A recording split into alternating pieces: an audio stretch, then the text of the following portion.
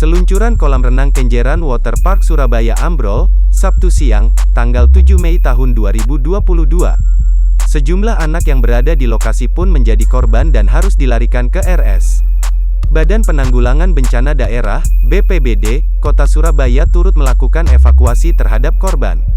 Masing-masing sudah dibawa ke RS Rumah Sakit Umum Daerah Dr. Muhammad Suwandi. Perkembangan sementara, saat ini keseluruhan korban di area bagian depan waterpark sudah mendapatkan penanganan. Total 9 orang anak, kata PLT Kepala Badan Penanggulangan Bencana Daerah Kota Surabaya Ridwan Mubarun, dikonfirmasi Sabtu, tanggal 7 Mei tahun 2022.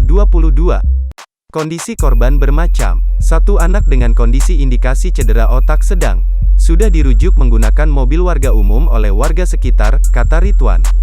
Kemudian, 3 anak kondisi indikasi close fraktur tangan maupun kaki, sudah dirujuk menggunakan ambulans PMI maupun ambulans puskesmas, katanya. Kemudian, ada 5 orang luka ringan dan shock.